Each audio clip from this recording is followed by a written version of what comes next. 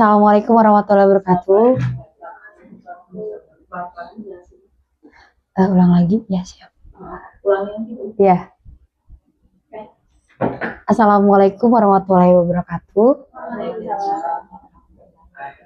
Terima kasih pada ibu-ibu semua, pada Ibu Kepsek, Ibu Indriani Inayah sudah menyempatkan waktunya untuk mendengarkan kami menjelaskan terkait pengimbasan yang sudah selama ini kita dapatkan di pembelajaran mendalam. Di sini saya akan menjelaskan terkait kerangka kerja pembelajaran mendalam. Pembelajaran mendalam, kerangka kerjanya yaitu didefinisikan sebagai pendekatan yang memuliakan dengan mendekatkan pada penciptaan suasana belajar dan proses belajar berdasarkan kesadaran, bermakna, dan mengembirakan. Melalui apa? Melalui olah pikir, olah rasa, olah hati, dan olah raga. Dan itu dilakukan secara holistik dan terpadu.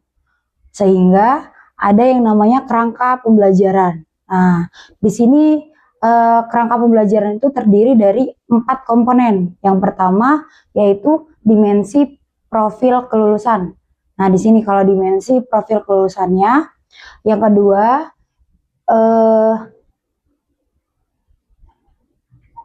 ada 8 ya dimensi profil kelulusannya, dan juga terdapat di prinsip. Nah, prinsip pembelajaran. Yang ketiga yaitu pengalaman pembelajaran. Yang keempat adalah kerangka pembelajaran. 8 dimensi profil kelulusan yang sebelumnya kita dapat dari Merdeka, kurikulum Merdeka itu hanya ada 5 ya. 6 ya, ada 6 ya. 6. Nah, kalau ini kita tambah ada penambahan baru yaitu tentang kesehatan dan komunikasi. Ternyata memang sangat penting dimasukkan ke dalam dimensi kelulusan. Ya, salah satu yang ditambahkan adalah komunikasi. Kenapa? Di sini juga anak dilatih cara berkomunikasi yang baik itu seperti apa. Lalu mereka jadi menyalurkan ide-ide, yaitu bisa dimasukkan dengan komunikasi ini. Nah, kok kesehatan juga masuk. Nah, ini juga tambahan dari kementerian yang baru dan ini dimasukkan ke dalam pembelajaran mendalam. Nah, yang berikutnya itu prinsip pembelajaran. Prinsip pembelajaran sendiri ini terdiri dari 3, yaitu tadi bermakna, berkesadaran, bermakna, dan mengembirakan. Nah, kenapa kok 3? Kalau kesadaran ini sama saja kita menanamkan bagaimana dari pembelajaran yang sebelumnya yang sudah kita lakukan itu bisa menjadi salah satu tujuan pembelajaran di hari ini.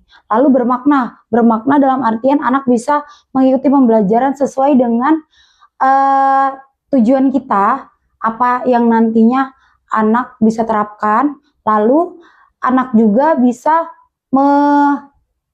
menerapkan di dalam keseharian. Nah, di sini ada mengembirakan. Mengembirakan itu dalam artian tidak monoton dan tidak hanya kegiatan itu saja.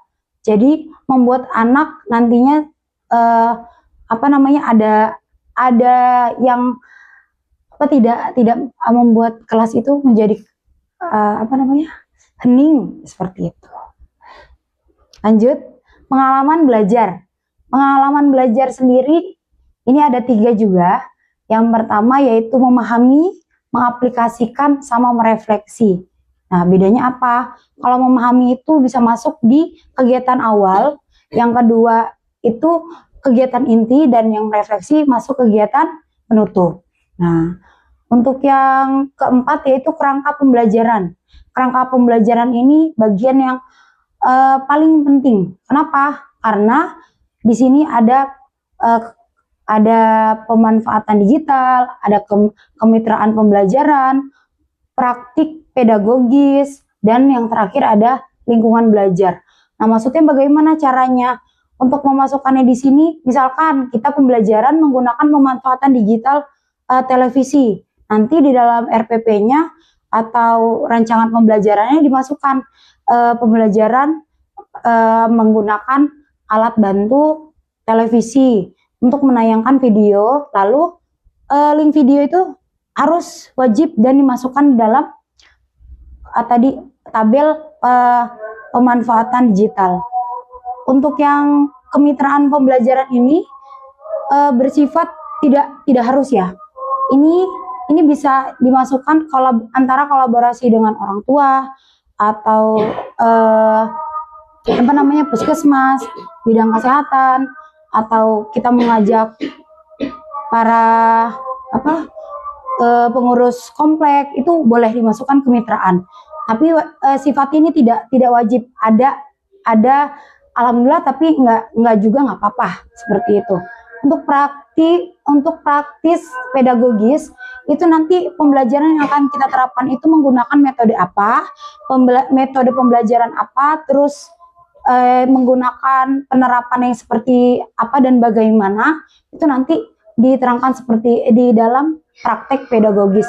Misalkan pakai metode pembelajaran berbasis project, nanti diterangkan di dalam situ. Terus tidak perlu dijabarkan, hanya ditulis aja tidak apa-apa. Nanti rinciannya, lalu ada pembelajaran berbasis bercerita dengan apa, nanti dijelaskan lagi di kolom bawahnya. Ini lingkungan belajar. Lingkungan belajar ini bisa dimasukkan seperti lingkungan yang akan kita pakai. Misalkan kita di kelas, letakkan di dalam pembelajaran dilaksanakan di dalam kelas, atau menggunakan ruangan outdoor, itu perlu dimasukkan ke dalam lingkungan pembelajaran. Udah itu aja insya Allah. Alhamdulillah, jazakallahu. Terima kasih. Assalamualaikum warahmatullahi wabarakatuh.